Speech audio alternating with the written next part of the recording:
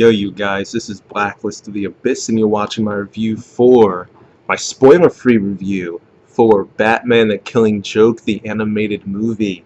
Okay? For those of you who do not know, Batman the Killing Joke, the animated movie, is based off of Batman the Killing Joke, the graphic novel by Alan Moore and Brian Bolland, as you can see over here. It is one of the most famous Batman stories of all time. It is the story of the Joker kidnapping Jim Gordon and paralyzing Barbara Gordon and all this stuff. Again, I say this is spoiler free. I'm assuming that's not considered a spoiler for most people, because it's most people who would be seeing this movie probably already know. But the fact that Barbara Gordon was Batgirl but then became Oracle, and they know a little bit about the events that led to that. But just in case, I won't say too much about the details. But this movie, the parts that actually adapted The Killing Joke were great, as you would expect. Mark Hamill back as the Joker, Kevin Conroy back as Batman, Tara Strong as Batgirl. You know, the parts of this that actually adapted The Killing Joke were great, just like you'd expect. Alright. But the problem is that The Killing Joke is a relatively short comic. Okay, it's pretty short, and it wasn't long enough on its own to be a full-length animated movie, so DC decided to add some story to it to stretch it out a little bit longer, and that was written by Brian Azzarello. He is familiar with the Joker. He's written an entire story about the Joker. I think one of the most recent things he's done is the New 52 Wonder Woman run from volumes 1 to 6. He did all of that. So the guy's pretty good, but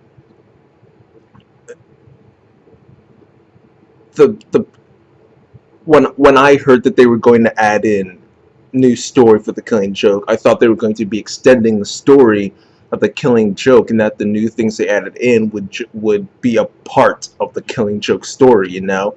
But that's not what happened at all. What they did was create an entirely different story that has nothing to do with The Killing Joke, and then add it in front of that and try to pretend like it's actually relevant to The Killing Joke when it's really not.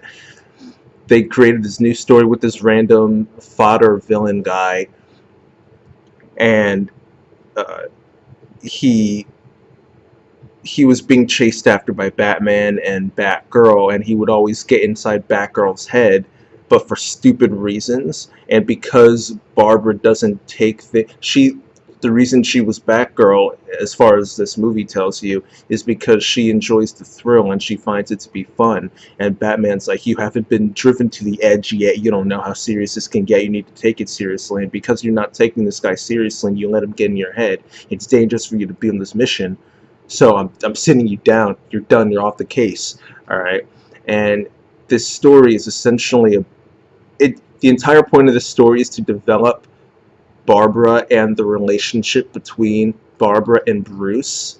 The problem is that this entire first part of the movie and the development of the relationship leads up to literally just like one scene in the actual Killing Joke part of the movie. And it's not really, so by the end you feel like it was a complete waste of time to go through that part. I mean, it's enjoyable, kind of. The extra stuff that they added in the beginning is enjoyable on its own, but when you go and you watch the movie and you expect to see The Killing Joke, it's kind of just, it's not what you were expecting, and therefore you come off disappointed. But of course, like I said, the part that actually adapts The Killing Joke is great. You just feel like you have to waste time to get there. This would have worked well as like an episode of Batman the Animated Series or something. Like not necessarily Batman the Animated Series specifically from the 90s. I mean just like any type of animated show featuring Batman. Like this would have served well as just like a random episode of a TV show. But when you attach it to The Killing Joke and then you realize that this new story has nothing to do with The Killing Joke at all, really, they try to pretend that it's relevant. They say like, oh, well, the relationship between Barbara Gordon and this villain relates to the relationship between Batman and the Joker, because the Joker can get into Batman's head, and Batman has to try to overcome. Like, it's like, no, it just doesn't. No, this guy isn't the Joker. He's literally he is a Joker, as in he jokes around a lot, but he's not the Joker. He's not dark at all. He's a troll. He says things specifically to piss Barbara off just because he finds it hilarious. So in that sense, I actually like the guy. He's a good villain. He's funny. Um, he had a lot of people in the theater laughing with some of the lines. He's actually really funny. Um, but it's just the tone shift is crazy when you're going from this beginning portion of the movie, then all of a sudden you switch into the Killing Joke and everything's dark, and Batman's walking in the cell with the Joker, and you can't see his face because of the shadows, and Batman's saying, "One of us is gonna die one day," and you're like, "Whoa, what happened?" The tone shift is crazy, right? So while the second half of the movie with the actual adaptation of the Killing Joke it's phenomenal. The beginning part is just kind of pointless, and most people have probably heard of a controversial scene in the movie, and I won't spoil in case you're like me and you try to avoid clicking on links and reading up on like what this scene entails. I tried to avoid all the information because I knew I was going to see the movie in a couple of days, so why read about it when I'm going to watch it, But if you're like me and you avoided reading about this, then I'm not going to spoil that.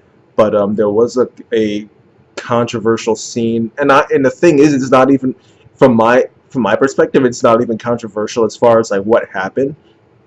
The only reason it would be controversial in my eyes is because you would sit there thinking to yourself, what does this have to do with the Killing Joke? How does this help anything? This scene doesn't contribute at all to the plot. It's not like the scene features Batman killing a child and then drinking its blood, like it's not controversial in that sense. It's just like, really, like people were in the theater and they're like, wait, what, huh, why? Like, so it's just a weird scene. The entire first part of the movie is weird, and it's enjoyable as like a standalone, but when you pair it with the Killing Joke, the tone shifts, and the two just don't mix well. They don't gel. So you go from one to the other, and you've got to do a complete tone shift, and you have to change your mental state. Like, you prepare for one thing, and then it gives you something completely different, and lightens the mood, and then sends you right to the darkness of the abyss, and you're like, whoa, So again, the Killing Joke part of the movie is great. It's phenomenal. The beginning part that Brian Azzarello wrote is entertaining as a standalone, but the two themselves don't really gel. But I'd still say go see the movie, go buy it, go watch it however you can, because again, the Killing Joke portion is good. It's great, and the beginning part is entertaining. You just might want to take a break in between or something and not watch them back to back, the beginning half and the second half. It's just weird. They don't gel. There's no chemistry at all. So anyway, that is my review for the Killing Joke animated movie. The Killing Joke part was great. Beginning part was entertaining, but the two parts together do not form one cohesive story. So there's no, you can tell exactly when you can just stop watching and like take a break, go eat a sandwich, and like go make dinner, whatever, go to like go play a video game. Like, you can do anything in between, then come back and say, okay, now it's time to watch the Killing Joke. Or you can even just start in the middle. Well, not in the middle specifically. I didn't take note of the time that the length of each half of the movie, but you can just start from you can just skip the beginning if you want to. It goes straight to the Killing Joke, and you won't miss anything. You're really not missing anything. But still, I would just like watch the beginning just to get some enjoyment. It's fun. Then later on, if you feel like you go watch the Killing, again, you can watch them back to back if you want to. It's just they don't gel well, so you've got to be prepared for the tone shift. But yeah, that's my review for Batman: The Killing Joke, the animated movie. I'll give that first part. I'll give the first part a 7.5 out of 10, just because it was entertaining. you know.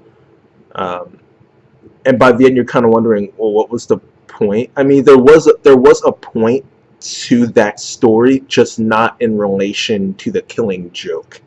Okay, so I'll give it a 7.5 out of 10 for that first part, and the Killing Joke portion itself is a 9.5 out of 10. The ending was really awkward and really weird. Like I was trying to remember when I was in the theater whether the Killing Joke itself ended in that same way, and when I got home, I forgot to check.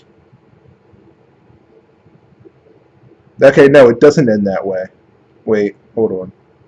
Actually, yeah, it does too. Yeah, it does too. That's the exact way it ends in the book. Okay, all right. Well, in that case, I guess I can't really complain, but it's an awkward ending. It's still an awkward ending nonetheless. So I'll give it. They adapted it loyally. I'll tell you that. But yeah, I'll give the last part of the movie a 9.5 out of 10. And yeah, that's that. That is the Killing Joke. So rate, comment, subscribe, follow me on Twitter at BlacklistOTA. Go see the movie, and I will see you guys next time.